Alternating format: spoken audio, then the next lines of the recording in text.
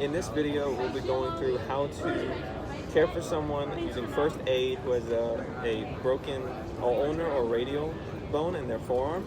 So the first step is to assess the scene and make sure that everything's okay. Upon assessing the scene, I noticed that my friend is cradling his right arm close to his chest. Are you okay? No. So he says, no. What happened? I think I might have broken my arm. Can I help?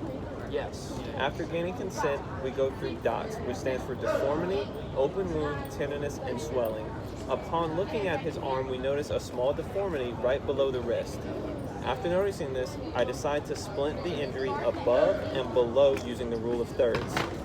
Doing so, we grab a hard object such as this panel of wood and slide it below so that the end is past the injury on its elbow and above it at the wrist.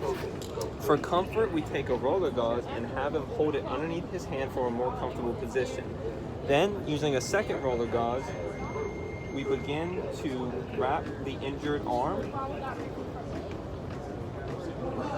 making sure that the roller gauze is flat and even. We want it tight to be able to splint the injury, but not too tight as to cut off blood circulation.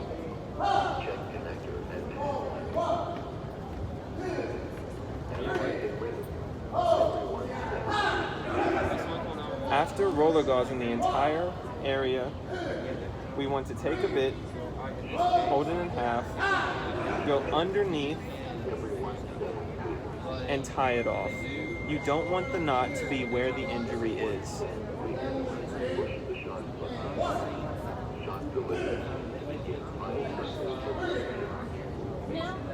Now that we've secured the splint and they've returned to this position that they originally were at, we're going to take a triangle bandage and use it to make a splint. Using the triangle bandage, you want to unfold it completely and have the pointed edge towards their shoulder and the other end towards their hand. Using the other side, you want to slide it behind the injured arm and making sure that it covers the entire area.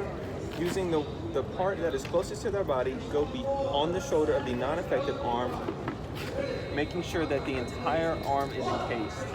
Then, coming around behind the neck and tying it off. Using your second triangle bandage,